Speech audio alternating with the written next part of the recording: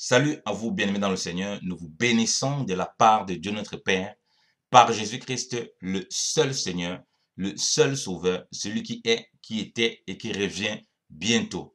La grâce vous soit encore accordée de la part de Dieu notre Père, en Jésus-Christ, le Roi des rois, le Tout-Puissant, l'Alpha et l'Oméga, le Seigneur des seigneurs, le Roi éternel, le Prince des vies. Que le nom du Seigneur soit encore béni dans vos vies, soyez abondamment bénis en Jésus-Christ, notre Roi, notre Seigneur. Nous voulons encore nous édifier dans la parole du Seigneur et nous voulons continuer à partager sa merveilleuse parole pour nous encourager dans cette marche avec le Seigneur afin d'être fondés, enracinés en Christ et inébranlables dans le Seigneur.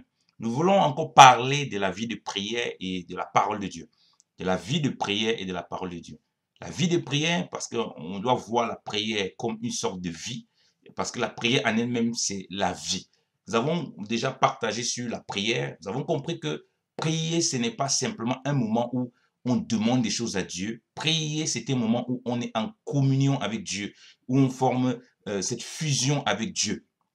Prier est le moment où on demeure vraiment dans le Seigneur, où on se plonge dans le Seigneur. Du coup, la prière, c'est la respiration de notre âme, c'est la respiration de l'homme spirituel, c'est la vie de l'homme spirituel. Voilà pourquoi on parle de vie de prière. Lorsqu'on n'a pas une vie de prière, c'est un peu comme un poisson qui essaie de vivre en dehors de l'eau. Vous voyez? Pourquoi? Parce que la prière dans la parole de Dieu est mise de façon vitale. Parce que la Bible dit de prier sans cesse. Vous voyez, la prière est mise comme la respiration. Dans la parole de Dieu, il y a beaucoup de choses sans lesquelles on ne peut pas faire. Mais pour la prière, Dieu précise sans cesse.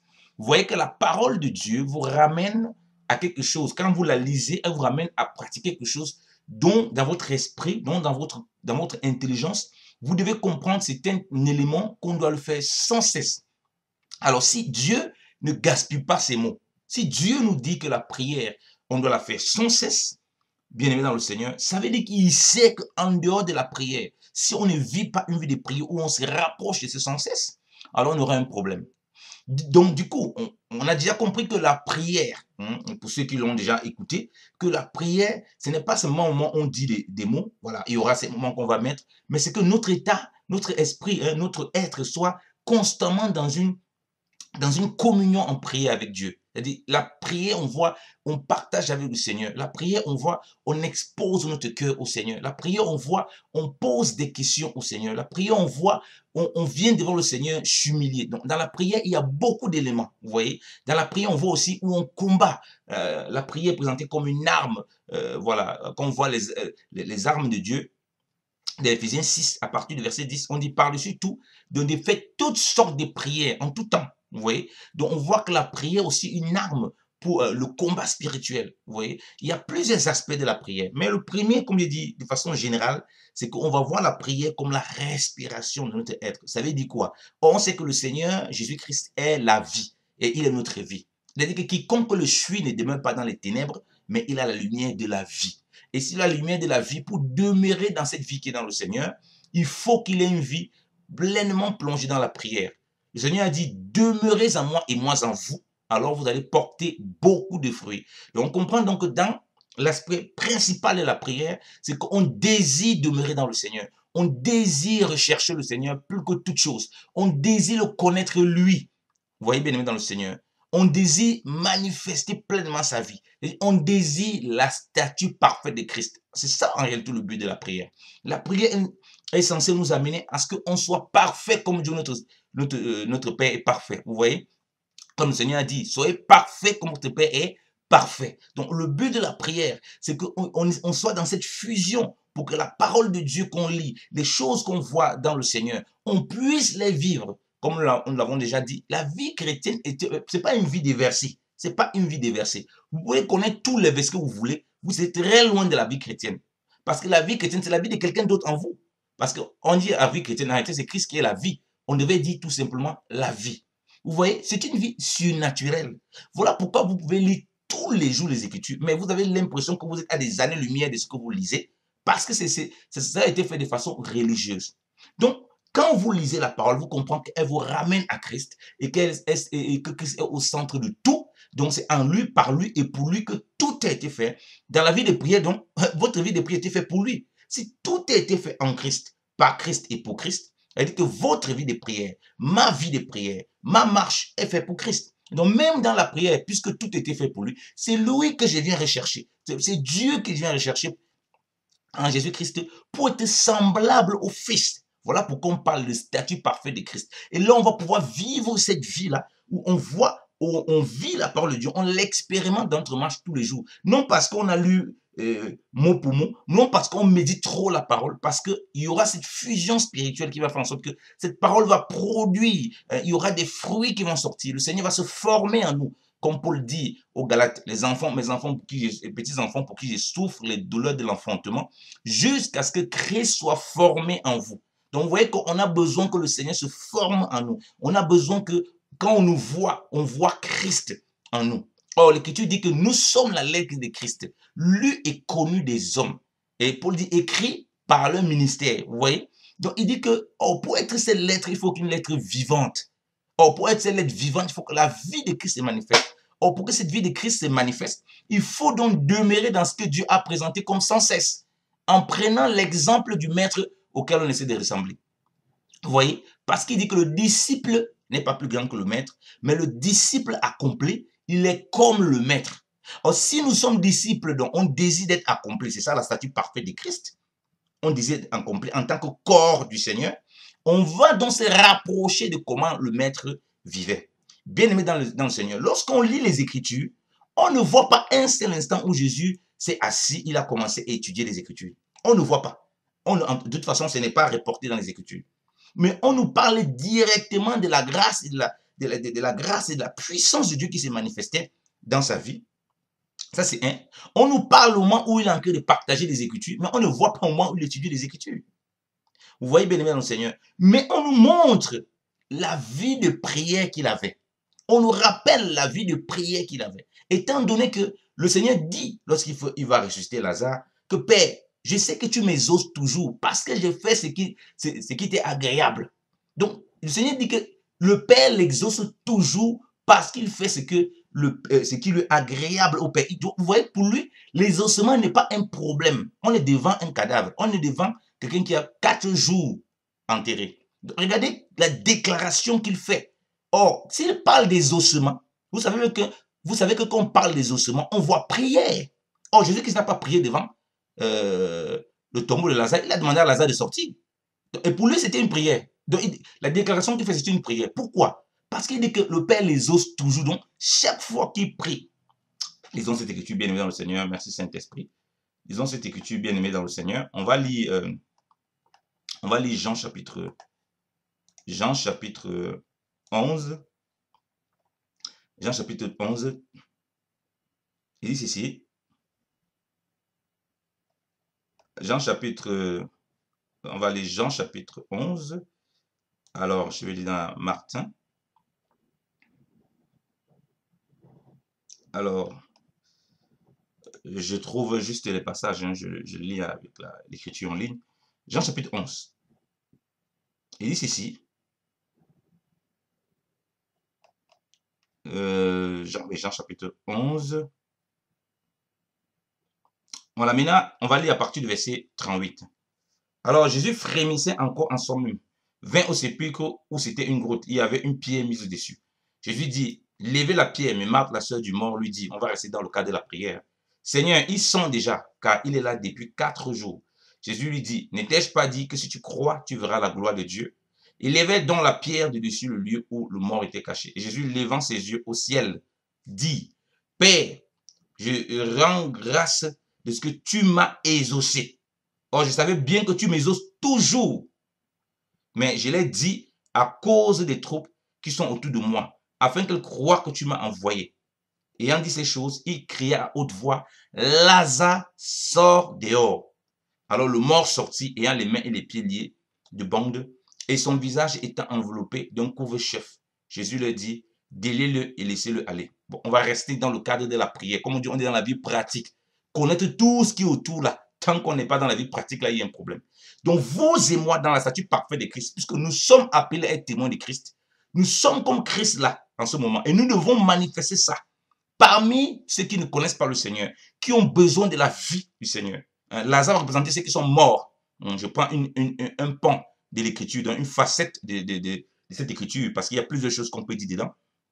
Lazare représentait quelqu'un qui est mort, qui est en putréfaction, comme on voit le monde, mort dans le péché, mort dans leur dérive, ouais, mort dans les choses qui ne glorifient pas le Seigneur, éloigné de Dieu. Et là, nous, en tant que lumière du Seigneur, en tant que disciples, témoins de Christ, on sera là exactement comme Christ pour répéter la même chose. Oh, s'il dit que je sais que tu m'exauces toujours, ou bien je te rends grâce, est-ce que tu m'as exaucé? Vous voyez? Ça veut dire quoi? Ça veut dire que toutes les fois que le Seigneur sait qu'il a ouvert la bouche pour être dans la présence du Père, il y avait les ossements à tout prix. Ça veut dire qu'il avait une vie connectée avec le Père. Vous voyez? On nous parle encore de la prière. Là, c'est la prière. Il dit, il lève les yeux au ciel. Il rend grâce. Donc, il rend seulement grâce parce que c'est ce que Dieu a accompli. Le but, c'est que vous et moi, nous soyons là. Mais c'est impossible d'être là si on n'a pas une vie ancrée dans la prière. Vous comprenez pourquoi, inspiré par le Saint-Esprit, Paul dit que priez sans cesse. Priez sans cesse. Or, quand Christ lève les yeux, quand le Seigneur lève les yeux dans le jour de sa chair, il voit directement la relation du Père et du Fils et des ossements qui est toujours fait. Et il dit que de croire en lui, et de demeurer en lui, et de croire même à cause des œuvres si on ne croit pas. Ok? Que c'est le Père qui demeure en lui qui fait les œuvres. Donc en réalité, dans cette communion avec le Seigneur, quand le Seigneur, on a cette vie ancrée dans la prière, le Seigneur qui demeure en nous, il va faire les œuvres parce qu'il est pleinement formé en nous. Alléluia. Vous voyez, bien-aimé dans le Seigneur. Et c'est ça. Est-ce que vraiment, c'est la statue parfaite de Christ là? Est-ce que c'est ça qu'on recherche? Est-ce qu'on est capable de dire comme le Seigneur devant un cas compliqué, devant les situations des gens qu'on voit autour de nous, des païens qui ne connaissent pas le Seigneur, et tout, des gens qui sont même morts physiquement, comme Lazare? Est-ce qu'on est capable de le dire? On est à des années-lumière de ça. Pourquoi? Parce qu'il n'y a pas la vie de prière. Christ peut le dire parce qu'il sait qu'il est en fusion totale avec le Père.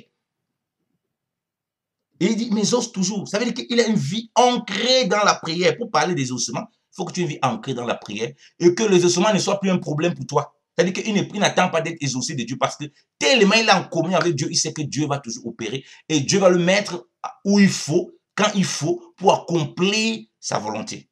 Alléluia. Donc vous comprenez que dans cette communion de prière, dans cette communion avec le Père, que le Seigneur nous montre ici, on commence à marcher selon la volonté du Père, puisque c'est le Père qui demeure en nous, qui va produire les œuvres par Jésus-Christ. Donc c'est le Seigneur Jésus qui va produire cela par son Saint-Esprit en nous. Pourquoi? Parce qu'on sera tellement connecté à lui et on va pouvoir dire qu'il nous exauce toujours parce que ce ne serait pas notre volonté qu'on serait allé chercher. Vous voyez que quand on parle de la prière, la vie des prières et la parole de Dieu, Christ ici déclare la parole. Ok? On voit que Christ, il a parlé de la parole. Mais on ne le voit pas un moment en train d'étudier. Pourtant, ici, on le voit en train de déclarer que Dieu les ose toujours. Est-ce que les ose toujours, vous savez qu'il demande toujours à Dieu? Parce que lui-même, il a dit, demandez et on vous donnera. Vous voyez, demandez, vous recevrez. Demandez, on va vous donner. Donc, il vit pleinement. On sait qu'on demande déjà par une vie de prière, par une consécration. Donc, dans le demander. Or, comme je dis, qu'est-ce qu'on doit demander premièrement? Demander la statue parfaite de Christ. Demander d'être en communion avec le Seigneur. Chercher Dieu, premièrement. La Bible dit que chercher le royaume des cieux et sa justice. Donc, désirer que le Seigneur soit formé en nous. Désirer cette statue parfaite de Christ. Désirer d'être parfait comme tes Père céleste est parfait, bien-aimé dans le Seigneur. Voilà le fondement de toutes nos demandes. Et puis le reste va venir à côté. Et on va pouvoir dire, je sais que tu m'exauces toujours. Mais c'est un chemin de longue haleine. Ce n'est pas un chemin facile. Si tu ne peux pas donc vivre ça, si tu n'as pas une vie pleine de prière, si tu passes ton temps à lire les Écritures, ce n'est pas mauvais. Mais on voit que tu parles beaucoup, tu discutes beaucoup, tu parles de tous les sujets, mais ta vie de prière est d'une médiocrité sans pareil. Et un des gros problèmes dans notre marche en tant qu'enfant de Dieu, c'est la médiocrité dans cette vie de prière, comme j'ai dit. Pas pour chercher seulement les bonbons, les chocolats, non. Pour désirer former avec le Seigneur. Et ça, vous voyez, c'est indépendamment si j'ai des bonnes choses ou si j'ai des mauvaises choses. Parce qu'il y a beaucoup de gens qui ont une forme de prière, mais ils sont frustrés. Pourquoi? Parce qu'ils viennent prier et ils sont tellement zélés, engagés dans ces prières, parce qu'ils sont là comme des mendiants. Ils essaient seulement d'obtenir les choses du jardin de Dieu, mais ils n'essayent pas d'obtenir lui-même qui est le véritable jardin. Vous voyez? C'est là sont dans la mendicité spirituelle. Voilà pourquoi ils sont malheureux. Voilà pourquoi ils ont l'impression que leur vie n'a aucun sens. Voilà pourquoi ils se plaignent tout le temps.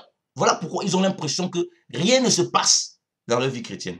Vous voyez ici, comme il dit, le Seigneur dit que Père, tu m'exauces toujours. Donc, ce n'est pas pour lui-même, il dit c'est pour les autres, afin qu'ils croient. Donc, il y a une telle confiance dans le Père. Il y a une telle foi. Donc, la foi que nous devons manifester pleinement, c'est dans cette prière-là. Que Dieu veut vraiment qu'on soit là, à la statue du Fils. Dieu veut vraiment qu'on soit parfait comme lui est parfait. On désire ça de notre cœur, malgré nos défaillances. Et on prie vraiment pour cela. Tous les jours, la prière, maintenant, on fait un. En toute situation, lorsqu'on va voir quelque chose, le premier réflexe serait la prière. Regardez, lorsqu'un chrétien voit une situation qui est compliquée, il voit une situation, il veut déjà reprendre la personne, il veut déjà parler, il veut déjà commencer à médire, il veut déjà faire telle chose. Regardez les apôtres. Lorsque le Seigneur voit l'enfant qui est né aveugle, dans Jean chapitre 9, et il commence à juger. Seigneur, c'est qui a péché? C'est lui ou bien c'est ses parents? Donc, il y a directement la condamnation. Pourquoi? Parce qu'il n'y a pas une vie de prière. Lorsque quelqu'un veut faire quelque chose, il ne consulte pas Dieu. On voit dans les Écritures que les bien-aimés consultaient toujours Dieu. David va consulter le Seigneur. Les serviteurs vont consulter Dieu toujours. Daniel va consulter le Seigneur. On y abordera si le Seigneur y permet. Donc ça, c'était un pan. Lorsqu'on est confronté à une situation, on consulte le Seigneur. Mais pour le consulter, il faut déjà avoir une vie de prière. Voilà pourquoi on commence par le premier soubassement qui est rechercher premièrement Dieu lorsqu'on vit une vie de prière, qui est indépendamment des besoins qu'on a, qui est indépendamment des moments difficiles ou des bons moments qu'on a. Vous voyez? Que je sois dans le moment où j'ai beaucoup, que je sois dans le moment où j'en ai pas. Je recherche Dieu ne change pas parce que Dieu ne change pas du tout. Dieu est le même. Vous voyez? Et ça ne dépend pas de ces circonstances. Ces autres choses vont venir se greffer à ça. Ben, gloire à Dieu. Mais premièrement, quand je recherche Dieu comme ça, quand j'ai une vie de prière, tous les jours, tous les matins, matin, midi, soir, n'importe quelle heure là, tu dois avoir ce temps de prière. Tu dois vivre ce que la Bible dit, prier sans cesse. Tu dois vivre cela. Vous voyez, bien-aimé dans le Seigneur. Donc le Seigneur nous met ça à ce stade. Parce que si tu n'es pas capable de le faire, comment est-ce que tu vas pouvoir avoir le réflexe de consulter Dieu lorsque tu vois une situation?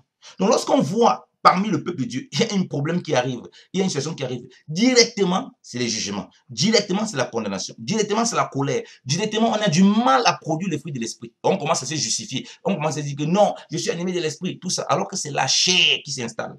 Pourquoi? Parce qu'il n'y a pas le recul, lorsqu'on voit une situation, d'aller d'abord dans la prière, de regarder, parce qu'on n'a pas l'habitude de prier, on n'est pas dans un état de prière sans cesse. Si je suis dans un état de prière sans cesse, mes actions sont guidées en réalité par la prière. Comme je vous ai pris l'exemple du poisson qui est dans l'eau. Toutes ces actions sont dirigées par le fait qu'il est d'abord dans l'eau. Donc quand il n'est pas dans l'eau, ce qu'il va commencer d'abord par faire, c'est de retrouver l'eau. Il va se battre pour sauter, pour essayer de retrouver l'eau. Vous mettez un poisson à côté de l'eau, il connaît dans quel sens il va essayer de sauter pour se battre pour tomber dans l'eau. Parce qu'il reconnaît l'eau. Il ne va pas essayer de sauter pour aller du côté de la terre. Il sait que là, ici, il n'aura pas la vie. Donc, il reconnaît l'eau. Il va tout faire pour sauter dans l'eau. Et une fois qu'il est dans l'eau là-bas, maintenant, il peut envisager autre chose. Vous voyez que donc, avant de commencer à regarder autre chose, rassurez-vous que vous êtes dans la prière puisque c'est sans cesse. Donc, toutes les choses que vous allez rencontrer dans votre vie vont être confrontées à la prière puisque la prière est un élément qui est continuel, sans cesse dans votre marche. Vous comprenez pourquoi les chandeliers, le chandelier d'or devaient tout le temps allumer. Vous comprenez pourquoi ils devaient tout le temps avoir le feu pour les sacrifices, tout ça, dans le temple. Ok? Vous comprenez toutes ces choses. C'est une des figures de cela. Parce qu'ils devaient tout le temps avoir cela. Parce que ça, c'est les choses sans cesse. Comme le Seigneur nous dit de prier sans cesse dans 1 Thessaloniciens chapitre 5. Donc, on prie sans cesse. Au fait, il n'y a pas une chose qu'on peut aborder sans toucher à la question de la prière. Donc, toutes les choses qu'on va vivre au quotidien vont rencontrer la vie de prière, puisque la vie de prière, elle est tout le temps présente, elle est en premier lieu. Avant de lire la parole, c'est la vie de prière. Après avoir lu la parole, c'est la vie de prière. Elle est sans cesse. Dieu n'a pas dit que priez sans cesse ou bien lisez sans cesse. Non. Il pèse les mots chaque fois qu'il parle. On doit être ancré dans la parole, ça c'est sûr. Mais on voit, comme j'ai dit, la vie du Seigneur, c'est une vie de prière. Jésus parlait des Écritures sans les avoir étudiées. C'est pas moi qui le dis, lisons l'Écriture. L'Écriture nous dit quoi? Jean chapitre 7. Il connaissait les Écritures, il n'avait point étudié. Comment il était capable de connaître ça sans avoir étudié, sans avoir été dans les écoles des pharisiens et tout cela? Comment il était capable de le faire? Parce qu'il était vraiment rempli du Père et il demeurait dans cette prière. Voilà pourquoi sa vie de prière est remonté, comme on a lu dans Jean chapitre 11. Il a élevé les yeux, il a rendu grâce. Il n'avait pas besoin de le faire, il dit qu'il le fait, c'est pour les autres, pour nous montrer l'exemple, parce que le Père les exauce toujours. Donc tout ce qu'il a fait, c'est sous la conduite de la prière. Donc tu peux rester comme ça avec les gens, mais tu es en train de prier dans ton esprit. Pourquoi? Parce que tu as déjà une vie ancrée dans la prière. Ça veut dire que tu dois te faire violence de pouvoir poser des jours, des heures de prière de façon physique pour que tout le temps ton esprit soit éveillé à prier constamment. On va par exemple se plaindre, on va dire, oh, les musulmans, les religieux, tout ça, ils prient beaucoup, ils ne savent pas le vrai Dieu, ils prient n'importe comment. Mais au moins, eux, ils ont au moins des jours, des heures. Mais ils disent, leur loi, leur truc dit qu'il faut prier 5 fois par jour. Mais pour toi, la parole de Dieu dit qu'il faut prier sans cesse. Toi, tu vas te moquer de quelqu'un qui prie 5 fois, même s'il dit qu'il prie faux. Lui, devant Dieu, et toi, s'il faut vous comparer, tu seras un farceur devant Dieu. Parce que lui, il a 5 fois, il s'efforce à prier 5 fois. Toi, tu as sans cesse, tu ne pries même pas les 5 fois comme lui. Alors, qui est alors finalement ridicule?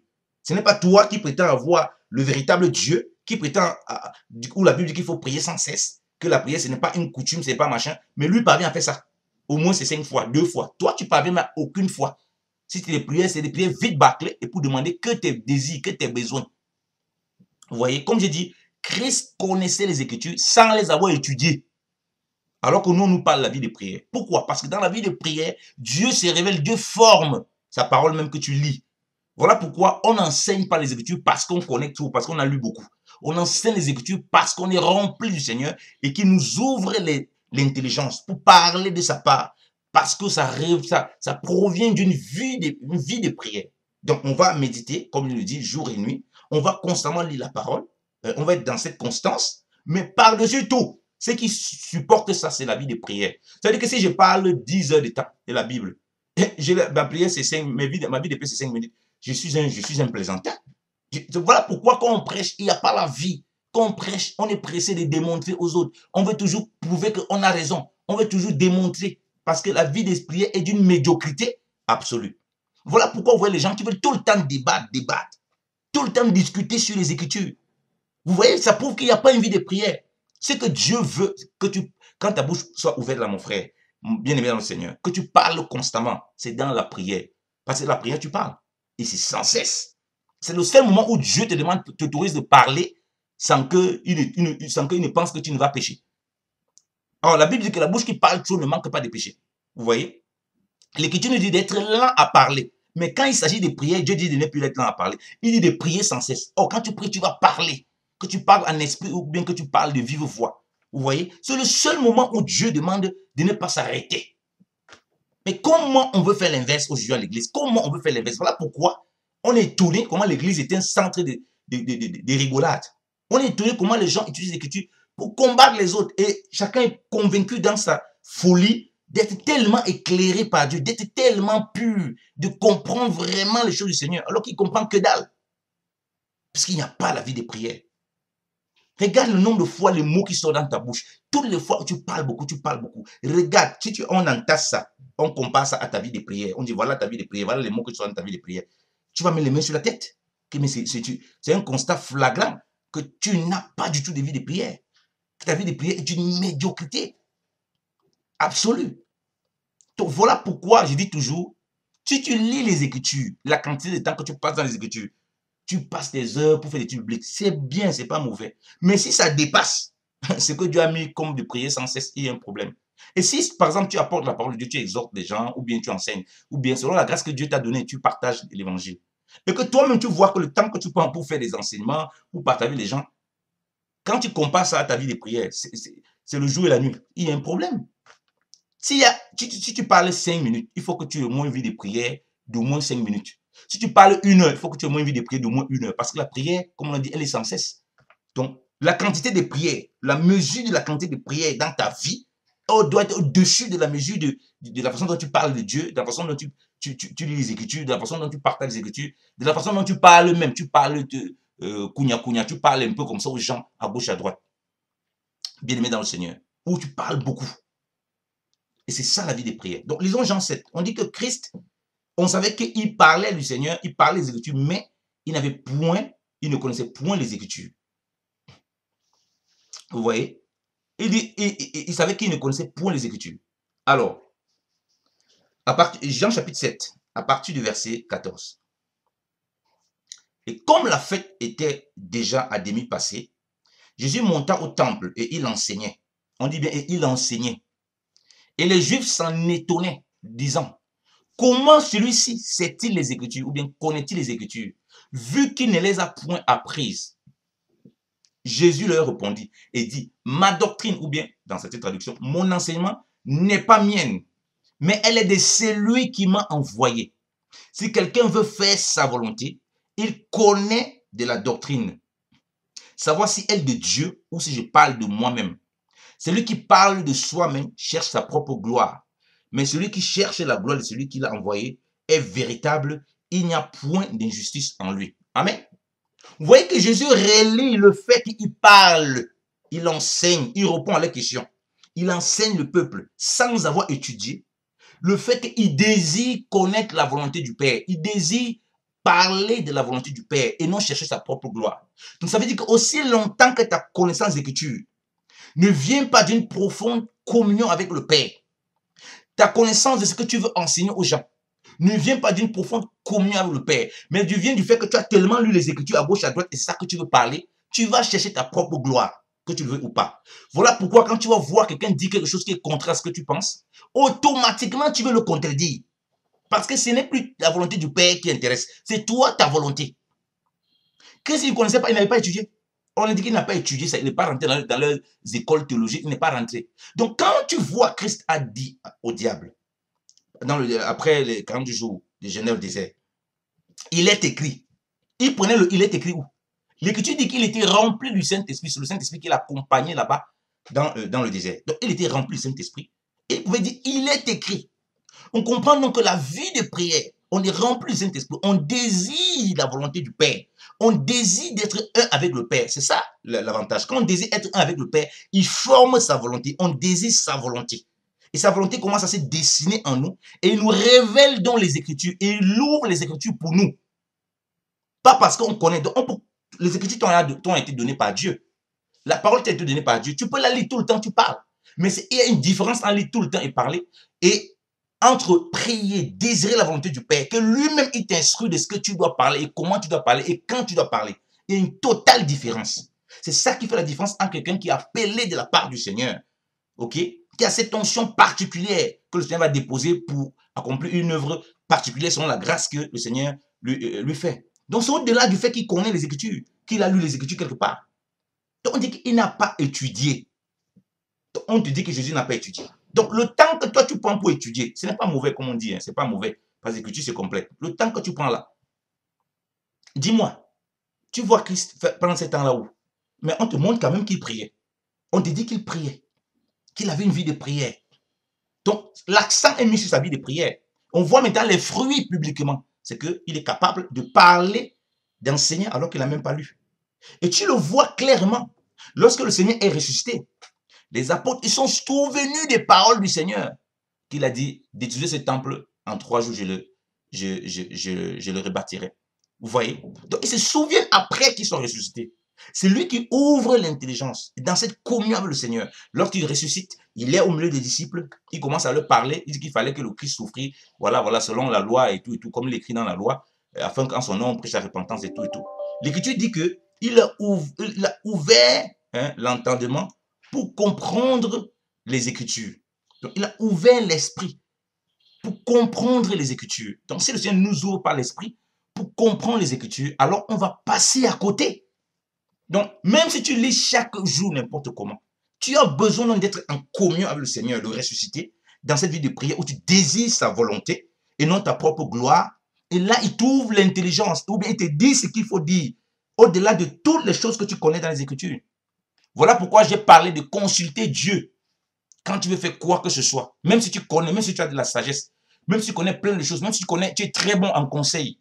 Vous voyez, même si tu as beaucoup de dons, les dons marchent avec la volonté du Père, avec la communion avec le Père bien-aimé dans le Seigneur.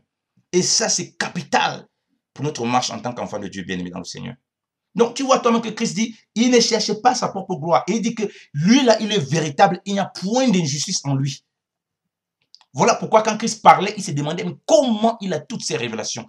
Comment il a tout compris ces choses-là, bien-aimé dans le Seigneur. Et ça doit être notre cas, bien-aimé dans le Seigneur. Vous voyez? Et ça doit être notre cas, bien-aimé dans le Seigneur. On voit Pierre, bien-aimé dans le Seigneur. Le même Pierre qui a régné le Seigneur. Le même Pierre dont l'Écriture fait mention qu'il était un illettré. C'est des gens qui ne connaissaient pas beaucoup les choses de la loi, qui n'avaient même pas été même pas là à l'école. Ils sont préparés à la Pentecôte. Ils sont, pas la Pentecôte de temps pour moi, ils sont préparés pendant 10 jours avant la Pentecôte, avant le jour de la Pentecôte, le jour que le Saint-Esprit descend. Pendant 10 jours, lorsque Pierre s'élève, l'Écriture précise que Pierre, rempli du Saint-Esprit, là maintenant, il a commencé à parler du Seigneur et à décortiquer les Écritures.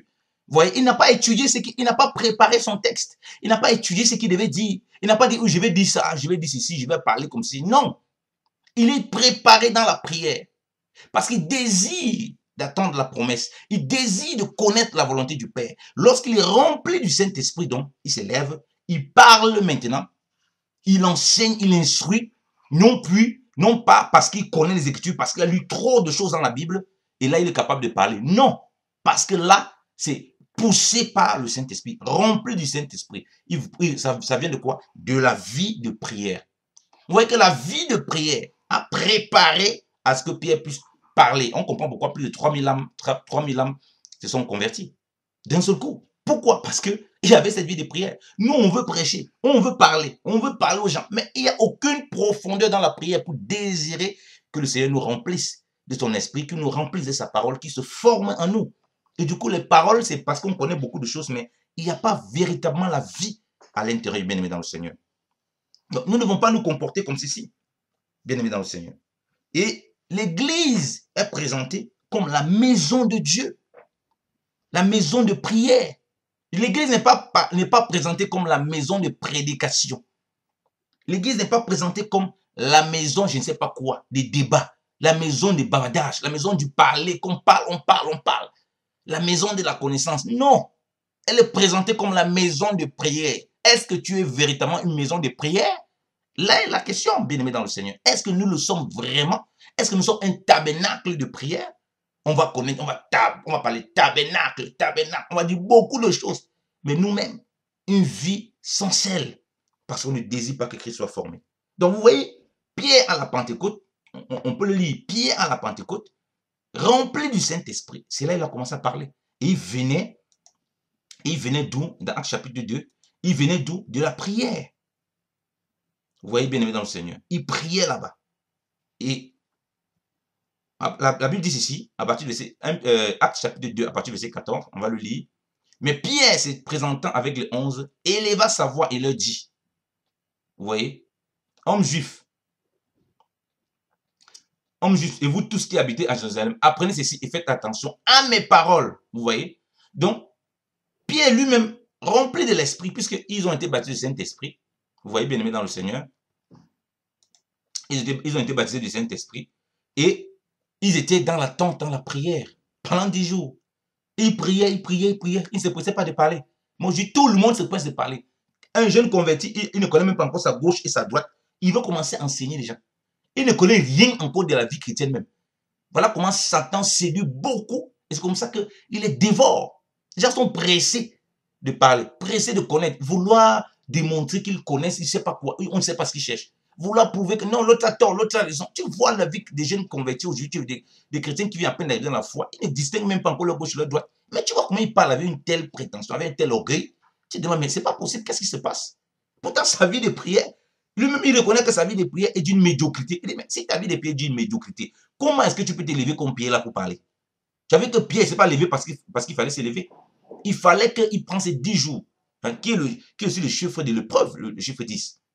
L'épreuve pour te préparer à parler du Seigneur, quand tu veux faire l'œuvre du Seigneur, est représentée par ces 10. C'est quoi? C'est la vie de prière. Commence à examiner ta vie de prière. Ça, de façon générale, pour celui qui est appelé à enseigner ou bien parler du Seigneur, faire quoi que ce soit, dans l'œuvre de façon publique. Et aussi pour celui qui doit vivre la vie chrétienne, tout enfant de Dieu appelé à témoigner de Christ. Par sa vie, premièrement, et par les choses que le Seigneur va mettre au travers de lui. Les choses que le Seigneur va lui donner, va lui confier à faire. Donc, la vie de prière, ces 10 jours de jeûne, ces 10 jours de prière sont très importants. On parle encore de chambre haute. Vous voyez comment on associe l'église toujours? La chambre haute, ils priaient ensemble. Ils persévéraient dans la prière. Mais quelle est cette histoire où l'église aujourd'hui n'est plus une chambre haute, donc un lieu de persévérance dans de prière? Non. Comme on dit, pas persévérer pour chercher le bien, pas persévérer pour chercher sa propre gloire, persévérer pour chercher le Seigneur, c'est-à-dire que sa volonté soit formée en nous, comme on a lu dans Actes chapitre, autant pour moi dans Jean chapitre 7. Donc le Seigneur était clair. Ce n'était pas sa volonté, ce n'était pas sa propre gloire qu'il cherchait. Pourquoi on s'excite les uns les autres dans les vaines gloires? Si on est ancré dans la prière comme ça, on aura beaucoup aussi de compassion envers les autres. On va comprendre que ce qu'on connaît, ce n'est pas parce qu'on connaît trop. Pierre, ce jour de la Pentecôte, dites-moi, il avait prévu, il avait écrit quelque part où il va parler comme ça? Non, il n'y avait pas. C'est poussé par le Saint-Esprit, un homme illettré. Donc vous voyez que le Seigneur nous met toujours la parole au centre. Le Seigneur, pour prendre les disciples, pour prendre parmi les disciples les 12, dans Luc 6, verset 12, qu'est-ce qu'il nous est dit? Le Seigneur, après avoir prié toute la nuit. Or, la nuit est une figure de ta vie et de ma vie. C'est quand les gens dorment. C'est-à-dire que si même les gens sont dans le sommeil spirituel autour de toi, toi, tu dois veiller dans la prière, bien aimé dans le Seigneur. C'est là, quand tu sors de là, tu discernes la volonté du Seigneur. La nuit, c'est aussi le moment trouble, le moment où on a du mal à distinguer les choses. Et toi, tu rentres dans cette présence du Seigneur, comme il est écrit dans Luc 6, verset 12. Il est dit, en ce temps-là, Jésus s'est rendu sur la montagne pour prier. Il passa toute la nuit à prier Dieu. Dites-moi, Dieu a-t-il besoin que pour prendre parmi les disciples, qu'il nomme 12, qu'ils prennent toute la nuit? La Bible dit que ces choses ont été faites pour notre instruction. Étant donné qu'on veut le disciple accomplir comme le maître, Christ est notre maître. Mais toute la nuit, alors qu'il peut venir dire que bon, Dieu dit que bon, prends tel. Mais il a besoin de passer quand même toute la nuit. Toute la nuit. Les choses ne sont pas mises au hasard dans les Écritures. Donc, pour désirer la volonté de Dieu, pour qu'elle soit formée, rien que pour prendre même 1 ou 2 personnes, frère, ça demande une persévérance dans la prière. Or, pour ça, il faut déjà que tu aies une vie de prière constante. Si tu as une vie de prière constante, si nous avons une vie de prière constante, où on a la Bible de prière sans cesse, la prière est vraiment la respiration de notre âme, on n'aura pas de problème, on n'aura aucun problème à poser ces actes par la grâce du Seigneur. Donc, à supporter longtemps. Vous voyez, les gens, à un moment, ils demandent quelque chose. Il est tellement fatigué, il est tellement pressé, il dit que non, il n'en peut plus. Ça fait longtemps qu'il prie. Pourquoi? Et il dit qu'il n'obtient pas. Et il est fatigué de prier. Pourquoi? Parce qu'effectivement, on n'est pas habitué à persévérer dans la prière pour désirer la volonté du Seigneur. Toute la nuit pour choisir parmi ses disciples. L'Écriture nous dit quoi? Verset 13. Quand le jour parut, il appela ses disciples. Il en choisit 12 auxquels il donna le nom d'apôtres. Bien-aimés dans le Seigneur veut que parmi ce qu'on a fait, qu'on désire sa volonté. On désire sa volonté. Les 12, c'est une figure spirituelle de ce que le Seigneur veut faire avec nous, de façon générale dans ta marche chrétienne. Quand tu sors de la nuit, quand tu vis une vie de prière dans des situations, que tu désires la volonté du Seigneur, tu vas ressortir de là, il va te montrer les 12. C'est-à-dire que ce qu'il veut que tu accomplis. Vous voyez, ces 12, c'est la figure du fondement. Ok, ce qui va t'accompagner dans ta marche chrétienne. Et tu vas pouvoir accomplir ce passage que le Seigneur dit. Vous voyez, on parle de la montagne. Vous savez que la montagne est toujours liée ici à Dieu. Est toujours liée ici à la communion avec Dieu. Donc c'est une vie de prière en réalité que Dieu demande d'avoir. La montagne, c'est ça. Une vie de prière. Donc c'est là pour nous enseigner. Est-ce que nous avons cette vie de prière? Nous sommes beaucoup dans les Écritures. Beaucoup. Nous sommes beaucoup dans les bavardages, beaucoup dans le parler. Donc je parle ici tant pour ceux qui sont au ministère, tant, je veux dire, au ministère, c'est une façon de parler, tant pour ceux qui parlent du Seigneur et qui veulent beaucoup parler, instruire tout ça. Tant pour ceux qui vivent la vie chrétienne. Est-ce que la vie de prière, est une réalité? Tu formes vraiment un avec le Seigneur dans cette vie de prière, où tu désires sa volonté, c'est une réalité dans ta vie, ou tu veux voir ces 12 être formés par le Seigneur lorsque tu sors de la vie de prière, ou est-ce que tu passes ton temps à parler, à discuter, à dire des choses, à écouter des trucs, à faire des trucs, alors que tu as une vie de prière médiocre? Répentons-nous et préparons les voies du Seigneur. Aplanissons les sentiers du grand roi. Jésus-Christ revient bientôt. Revient prendre une église sans tache, ni rite, ni rien de semblable. Dans cette vie de prière, il formera sa volonté dans ton cœur. Que le nom du Seigneur soit béni et qu'il nous accompagne encore en toutes choses. Nous continuerons ces partages dans la grâce du Seigneur. La paix du Seigneur soit avec tous. Au nom puissant de Jésus-Christ de Nazareth. Amen.